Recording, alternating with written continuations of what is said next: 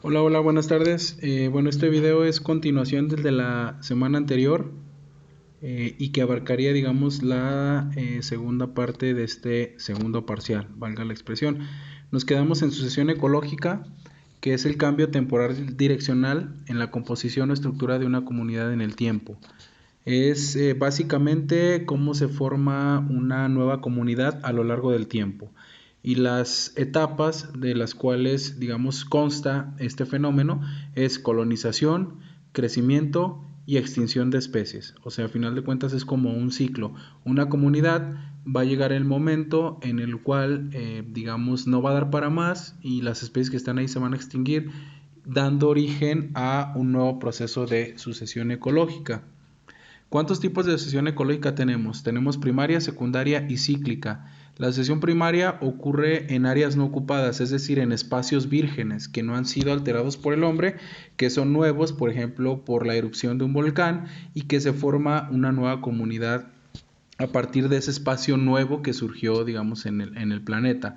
Sucesión secundaria es en áreas que son perturbadas, disturbadas por el hombre, es decir, áreas que han tenido alguna afectación y que a partir de esa afectación se vuelven a formar nuevos organismos. Por ejemplo, tenemos un bosque, se empiezan a talar los árboles para hacer campos de cultivo, después ese campo de cultivo se abandona y a partir de ahí se van a formar nuevas especies que no necesariamente van a ser las que estaban antes de que se hiciera ese campo de cultivo, van a ser otras diferentes. Ahora se llama sucesión ecológica secundaria y sucesión cíclica es un caso particular de sucesión donde las especies cambian de manera recurrente debido a cambio en las condiciones de ambientes y fluctuaciones en las interacciones. Esta cíclica es, por ejemplo, lo que se daría en un lote baldío, por ejemplo, donde digamos, cada año y dependiendo de la estación, pues van a cambiar las especies, ¿no? A eso es lo que llama tipo de sucesión cíclica. Bueno, pues ahí está nuevamente la sucesión ecológica y eso es nada más para que ustedes vean o puedan apreciar cuánto le lleva una comunidad, digamos, madurar en años.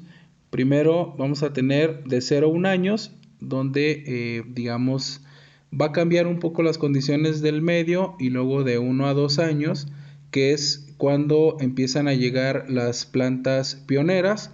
Después de 3 a 20 años, algunos pastos, y luego de 25 a 100 años, ya cuando se empiezan a crecer arbustos, y más de 150 años, que es lo que tardaría en que ya se formaran árboles en el mismo lugar.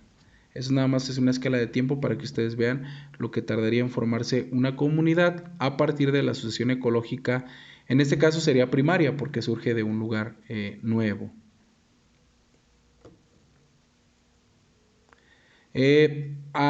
Digamos, ya cuando la comunidad es madura y ahí las interacciones entre los organismos ya bien establecidas, se le llama comunidad clímax, que es un estadio de equilibrio estable. Es un estado donde las especies, pues bueno, van a convivir, es dinámico, lógicamente, porque las especies van a fluctuar, pero es, digamos, la máxima expresión de una comunidad, que posteriormente de esto, pues vendría su declive. Ahí está la comunidad clímax, que sería la última etapa de una comunidad. También tenemos tipos de sucesión que se llaman sucesión autogénica y sucesión halogénica. Autogénica cuando son los cambios producidos por los mismos organismos, digamos de manera silvestre, cuando se da la sucesión ecológica por los mismos organismos, como les digo, sin acción del hombre, se llama autogénica. Y halogénica son cambios producidos por condiciones externas que alteran las condiciones del sitio, por ejemplo, un incendio forestal, una inundación, los cambios generados por la deforestación. Aquí es donde entraría el hombre. Entonces tenemos también otra clasificación de sucesión. Si no es producida por el hombre, autogénica; si es producida por el hombre o por algunas condiciones externas, halogénica. Y bueno, vamos a ver rápidamente lo de ecosistemas. Un ecosistema es la unidad funcional de la naturaleza. Esto es bien importante. Es como en el cuerpo humano la unidad estructural y funcional es la célula. El ecosistema es la unidad funcional de la naturaleza, que consiste en todos los organismos que viven en un área determinada y que interactúan entre sí con el ambiente que los rodea, ¿sí?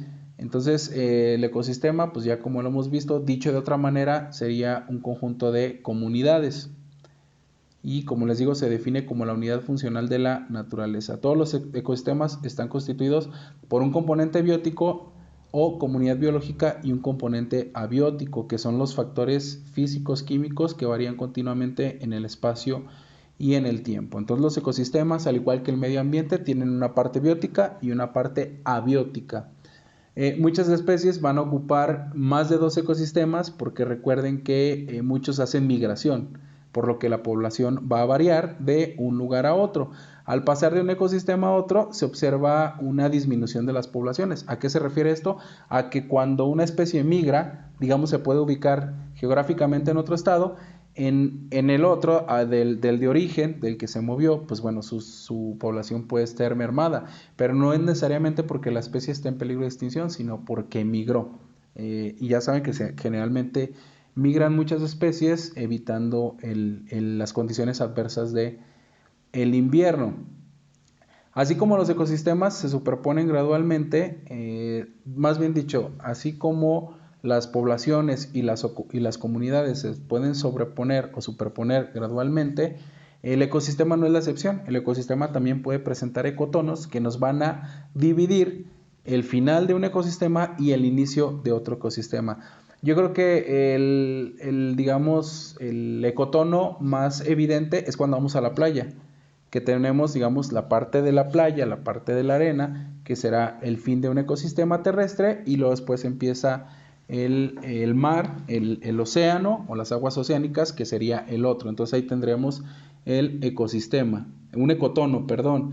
También ecosistemas podemos considerar los artificiales o los creados por el hombre, también a eso se les considera ecosistemas. Las diferencias climáticas da un lugar de un lugar a otro determinan los tipos de ecosistemas. Recuerden que los países entre más pegados al ecuador, a esta línea imaginaria que divide el planeta por en medio, digamos que más cálidos van a ser.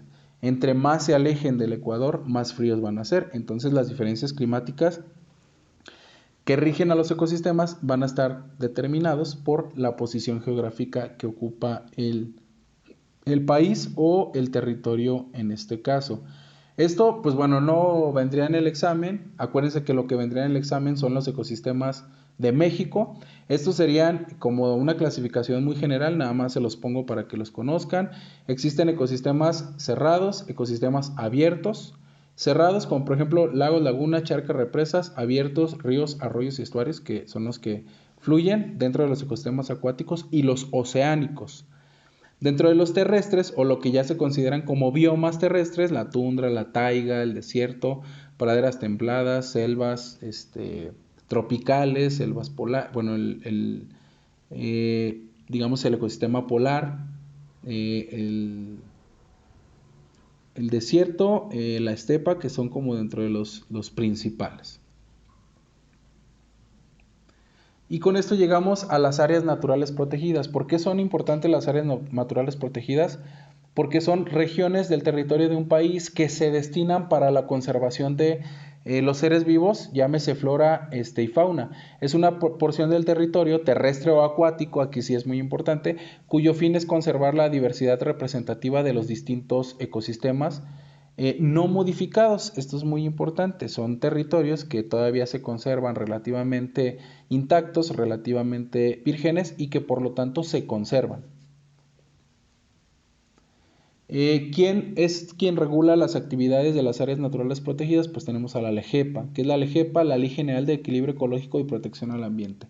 Digamos que es quien marca la normativa legal que determina las áreas naturales protegidas como tal y las conserva y las protege. Entonces la LEGEPA es quien regula las actividades dentro de las ANPs o áreas naturales protegidas. Las ANPs tienen como fin vigilar que el aprovechamiento de los recursos dentro de la zona se realice de manera sustentable. Ya saben que sustentabilidad se refiere a utilizar los recursos que yo ocupo sin acabármelos y que estos alcancen para las generaciones futuras, preservando la flora y la fauna particular de los ecosistemas. Y en el caso particular de México, o específico de México, que tenemos muchas especies endémicas que solamente se encuentran aquí en nuestro país, por eso toma una importancia, digamos, Importante el tener áreas naturales protegidas. Las áreas naturales protegidas se dividen en categorías según el artículo 46.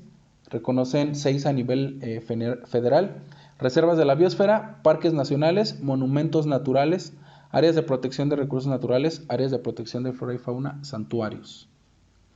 Reservas de la biosfera, esta es la categoría más importante, ya que toma en cuenta la representatividad en cuanto a la diversidad biológica y la presencia de especies endémicas amenazadas o en peligro de extinción.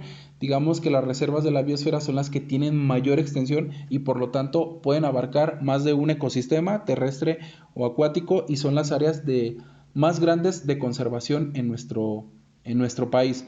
Después, los parques nacionales, sitios con ecosistemas que tienen una belleza escénica, un valor histórico, científico, educativo o recreacional, que conserven la flora y fauna en especial. Estos parques nacionales van a tener o van a estar divididos en una zona turística y una zona núcleo restringida al público.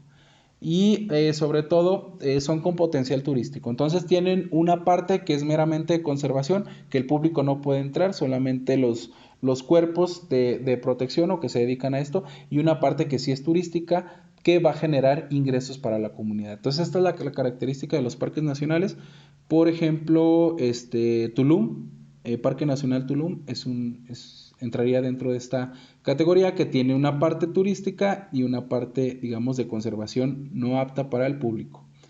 Monumentos naturales, por ejemplo, son sitios puntuales que tienen elementos naturales con valor excepcional o belleza excepcional, estética, histórica, científica. Estas no tienen gran extensión, de hecho se puede remitir a unos cuantos kilómetros, o a lo mejor a la extensión que tiene un cerro, por ejemplo el Cerro de la Silla, Peña de Bernal, incluso aquí mismo en Aguascalientes el Cerro del Muerto. Esos son monumentos naturales. Entonces, como les digo, pues no tienen gran extensión, estos son de los más pequeños. Áreas de protección de recursos naturales, aquí al igual que los parques nacionales, tienen áreas dedicadas a la preservación y protección de suelos, cuencas, agua, recursos naturales, de terrenos forestales, mientras no estén en alguna otra categoría de área natural protegida. O sea, todo lo que no entra en las categorías anteriores se considera como un área de protección de recursos naturales. Generalmente estas son reservas forestales y áreas de protección de los cuerpos de aguas nacionales. Por ejemplo, Valle de Bravo está considerado como un área de protección de recursos naturales.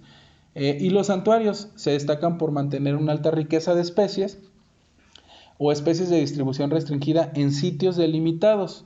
Por ejemplo, las cuevas, cenotes, las cañadas, también con una zona núcleo y una zona pública.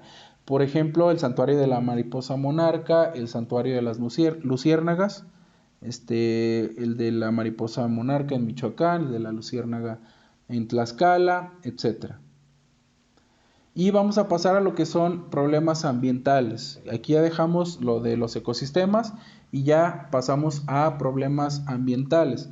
Los problemas ambientales surgen de manera seria de lo que es la revolución industrial. Hasta hace algunos años, digamos que ya nos concientizamos sobre el daño que le estamos generando al planeta, y sobre todo es por el objetivo que tienen los países del crecimiento económico exponencial.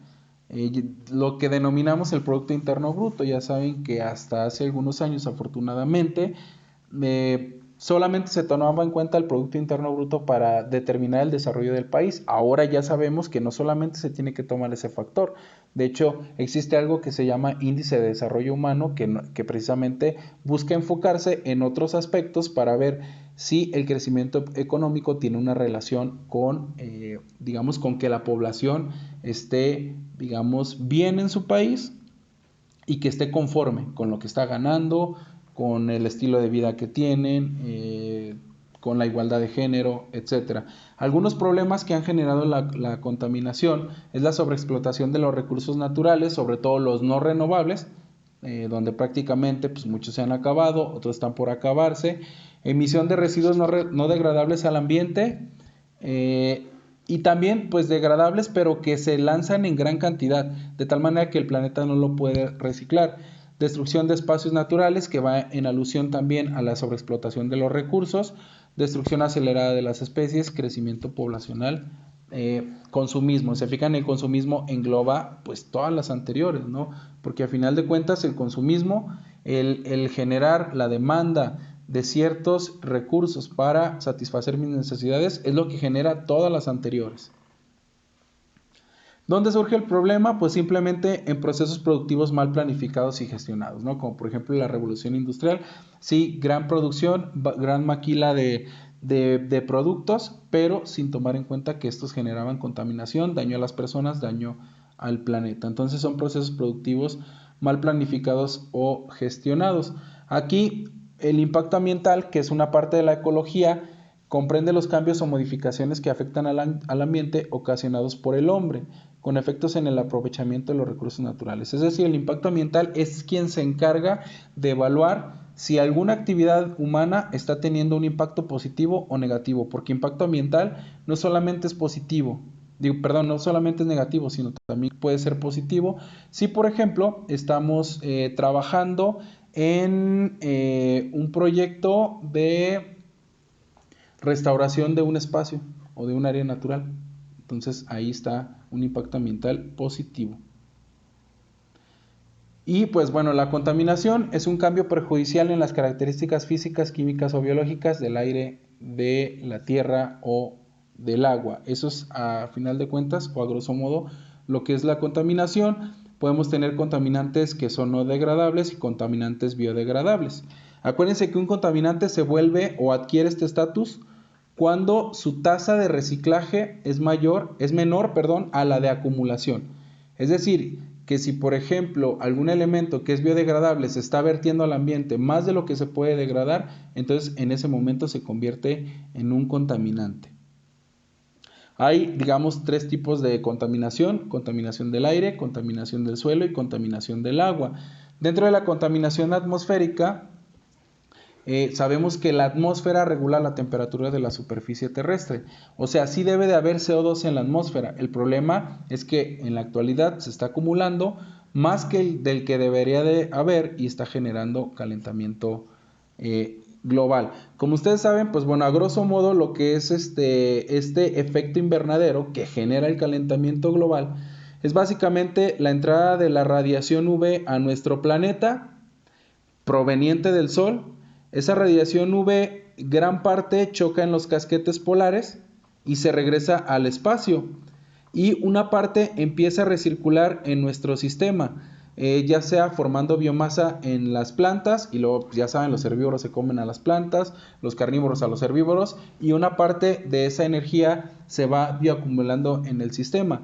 Pero cuando tenemos gran cantidad de dióxido de carbono en la atmósfera, como gas de invernadero, que es el principal gas de invernadero, cuando este exceso o esta radiación UV que quiere salir al espacio exterior como radiación infrarroja, choca con lo que es el CO2 y empieza a recircular en nuestro planeta. Y eso genera un aumento en la temperatura global de nuestro planeta. Eso es básicamente el efecto invernadero que está ocasionando el calentamiento global. Agentes contaminantes de la atmósfera, tenemos lo que se llaman CFCs, que se denominan clorofluorocarbonos, por sus siglas CFC. Gases de invernadero, dentro de los cuales pues también estarán los CFC, pero el principal es el dióxido de carbono, y luego le sigue el metano, y luego los clorofluorocarbonos, el océano, y finalmente el óxido de nitrógeno o los óxidos nitrosos. Aquí están los principales gases de invernadero. El principal, pues es es el CO2, es el que más hay concentración en nuestro planeta. Y generado principalmente por actividades industriales pues, mal planificadas. La quema de combustibles fósiles que generan dióxido de carbono y que se acumula en la atmósfera. Nada más, cuando los índices de contaminación son muy altos, se están censando constantemente unas partículas que se llaman PM10, PM2.5. Estas PM10 son partículas menores a 10 micras, partículas menores a 2.5 micras, que son contaminantes muy peligrosos porque pueden causar daños en las vías respiratorias. Otros contaminantes atmosféricos es el ozono. El ozono sería otro, las PM10, PM2.5, dióxido de azufre, dióxido de nitrógeno y monóxido de carbono. Son dentro de los principales que son peligrosos respirar si hay alta concentración de contaminantes en el aire. De contaminación del suelo, el suelo, sobre todo en la parte exterior de la corteza terrestre, que constituye el suelo un intermedio entre lo que es la atmósfera y la hidrosfera, por lo que si se contamina el suelo de manera indirecta, pues también se estará contaminando el agua y también el aire, porque es, digamos, una interfase. El suelo, pues ya saben que la capa más externa del suelo, la parte más oscurita, es la que tiene los nutrientes. Entonces la contaminación genera la erosión del suelo. ¿Qué es la erosión del suelo? Es la pérdida. La erosión del suelo es la pérdida de las capas de y sobre todo de las capas que tienen nutrientes.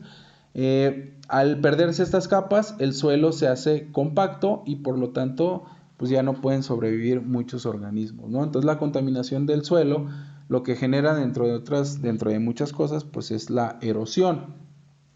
Contaminantes del suelo, pues bueno, vamos a tener contaminantes metálicos, uso de compuestos agroquímicos, desechos industriales, son como los principales, ¿no? Pesticidas, fertilizantes, que sí se asperjan, por ejemplo, en un campo de cultivo, pero a final de cuentas cuando se riega o llueve, ese material se lixivia hacia el suelo y lo contamina. Una parte muy pequeñita es la que la planta absorbe, que pues bueno, la aprovecha para su crecimiento, pero la gran mayoría, estamos hablando del 70 al 80% del compuesto agroquímico se va a ir directamente al suelo. Actividades que dañan al suelo, agricultura, ganadería y el cambio de uso de suelo. ¿Qué es el cambio de uso de suelo? Es cuando yo tengo un bosque tropical y empiezo a talar todos los árboles para generar un campo de cultivo, o talo un área determinada para hacer un fraccionamiento o para hacer una empresa. Eso es el cambio de uso de suelo. Contaminación del agua, pues bueno, esta ya saben que pone en peligro a la salud pública. De hecho, en el mundo se generan muchos millones de muertes ocasionadas por el agua, que se consideran enfermedades o muertes prevenibles, porque son muertes que no deberían existir por enfermedades que ahorita pues, tenemos la cura. Por ejemplo, las plantas tratadoras son incapaces de remover compuestos sintéticos. Entonces, aparte de que tenemos pues, bueno, el agua altamente contaminada, las plantas tratadoras, que aparte no son suficientes en número, no remueven todos los contaminantes, por lo que ya saben que el agua que se genera de las plantas tratadoras va destinada para un uso que no es el de consumo humano, ¿sí? Para plantar árboles de ornato, los árboles que están en el camellón, los camellones, las áreas verdes, etcétera. Contaminantes del agua generalmente, pues bueno, son todos los desagües originados por la explotación del petróleo, desagües industriales, desagües urbanos, agropecuarios, o sea, todos los residuos que se generan que van a terminar en un cuerpo de agua, a veces los podemos vertir en el suelo, pero de manera tarde que temprana van a llegar al agua, pues son las causas principales de contaminación. ¿Sí? Y sabemos, por ejemplo, que en Aguascalientes, que aparte de que el recurso es escaso, es de muy mala calidad. Y si a eso le sumamos que aparte lo estamos contaminando este recurso, pues bueno, es una situación crítica para nuestro estado. Por ejemplo, una pila de mercurio basta para contaminar 600,000 litros de agua y una alcalina 167,000 litros, el doble de lo que consume una persona en toda su vida.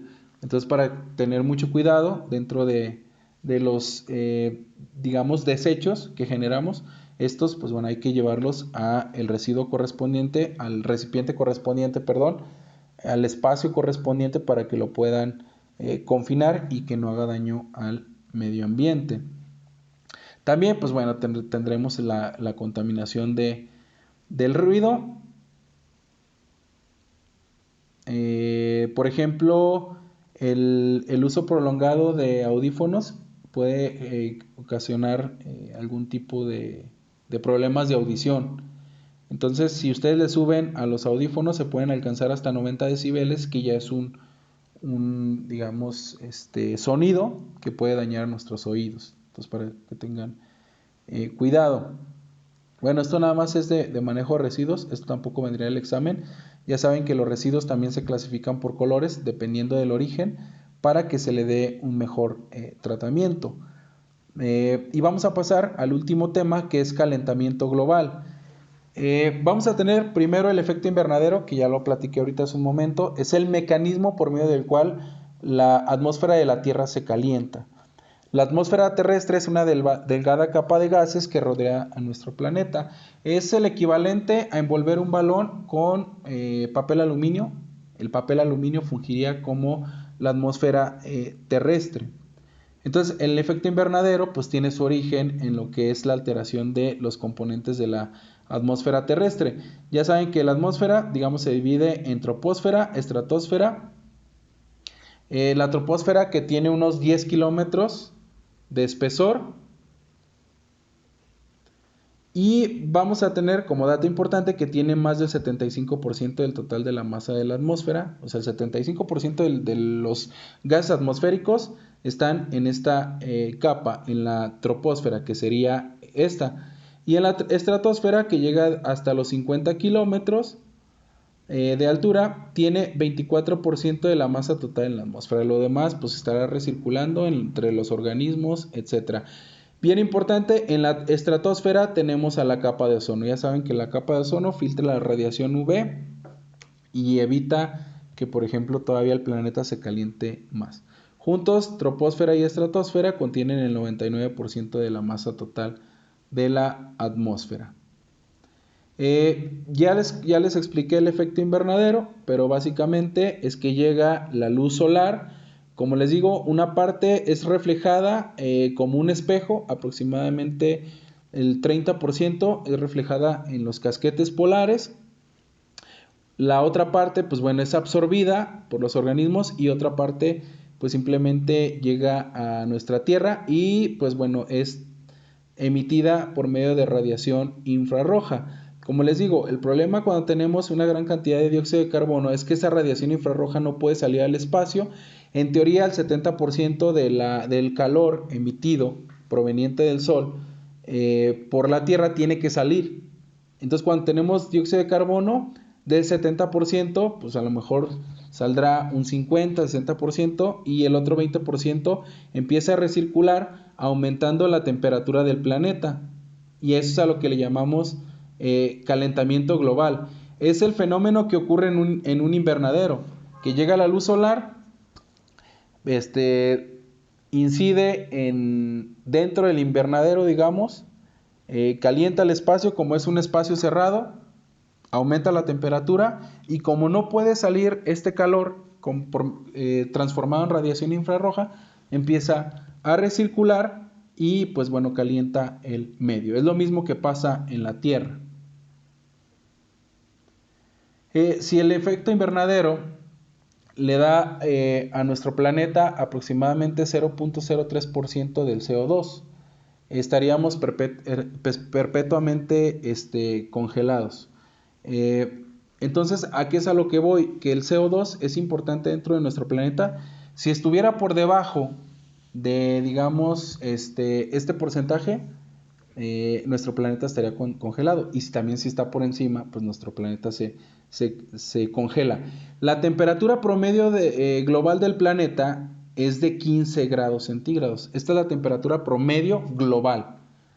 Mientras más gas de invernadero, como el CO2, la atmósfera terrestre, pues más caliente será, ¿sí? O la Tierra, digamos, retendrá más calor. Entonces, pues bueno, esto es lo que les acabo de explicar hace un momento. Este está como un poquito más resumido. Llega la luz solar, una parte rebota y lo que queda, que tiene que salir por acción del dióxido de carbono, se conserva y hace que la Tierra se caliente. A ese fenómeno lo llamamos el calentamiento, el efecto invernadero que genera el calentamiento global. El calentamiento global pues es la medición rutinaria, ¿no?, que hacemos para comprobar este hecho de aumento de la temperatura por el fenómeno del efecto invernadero. Se ha permitido el monitoreo de esta variable en diversas regiones del planeta desde fines del siglo XIX. La temperatura media del planeta ha experimentado un incremento significativo de casi 0.8%.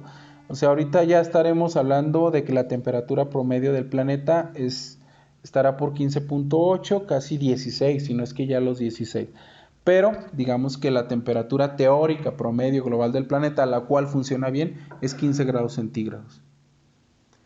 El calentamiento global, pues bueno, va de la mano con el incremento del CO2. De 1980 a la fecha se han presentado las temperaturas más calurosas. Y pues bueno, nada más el calentamiento global y el efecto invernadero, ya para fines como prácticos, se maneja como un sinónimo, pero ahorita pues ya les expliqué la diferencia, ¿no? El primero describe el fenómeno de incremento de la temperatura y el otro se refiere al mecanismo que lo causa. Esta gráfica nos muestra cómo en los últimos años ha aumentado la temperatura del planeta por acción del incremento de la emisión del dióxido de carbono antropogénico, es decir, generado por el hombre. Y sobre todo por ahí después del año 2004 aproximadamente, es cuando se vio este incremento significativo. Por ejemplo, el agua fría disuelve grandes cantidades de dióxido de carbono. Cuando el agua se calienta, en vez de concentrar grandes cantidades de dióxido de carbono, se emiten a la atmósfera. Una parte, pues bueno, va a quedar en las rocas y otra también por las ventilas volcánicas. ¿A qué es a lo que voy con todo esto? Es que el calentamiento global y el hacer que los glaciares se estén derritiendo también están generando emisiones, digamos, naturales, entre comilladas, de dióxido de carbono. Por ejemplo, los volcanes, la erupción también generan gases de invernadero, pero digamos que el planeta puede con ello, ¿sí? El planeta lo puede reciclar de forma natural. El problema viene o el excedente viene en las emisiones que generamos nosotros, por acción humana o por acción antropogénica. Dentro de los países con mayores emisiones de dióxido de carbono, pues bueno, tenemos a Estados Unidos, a China, después viene India, Japón y pues bueno, por ahí tenemos a México. Los principales son Estados Unidos y China. En los últimos años ya se les ha, digamos, alcanzado lo que es la India. Este es como, dentro de esta diapositiva, es como lo más relevante e importante. Y bueno, esta gráfica es igual a la que les había presentado anteriormente, donde tenemos la temperatura global del planeta más o menos estable. Cuando empiezan a aumentar las emisiones de dióxido de carbono, empieza a aumentar la temperatura del planeta. Es decir, hay una relación directa donde al aumentar la emisión de dióxido de carbono, aumentará la temperatura del planeta. Y como les digo, aproximadamente desde el 2004, por ahí del 2004, es cuando se empezó a ver un aumento que fue significativo y alarmante. Bueno, entonces hasta aquí, bueno, terminaría esta presentación y terminarían los contenidos de este segundo parcial. ¿Sí? Entonces, pues bueno, nada más es importante reflexionar de qué estamos haciendo en nuestro día a día y qué acciones podemos hacer nosotros para, digamos, reducir nuestra tasa de consumo y con ello aligerar un poquito el que se presione la generación de recursos que están directamente ligados con la quema de combustibles fósiles, con la emisión de dióxido de carbono y con el calentamiento global generado por el efecto invernadero. Ya saben, si tienen alguna duda, pues bueno, queda al pendiente por los distintos medios.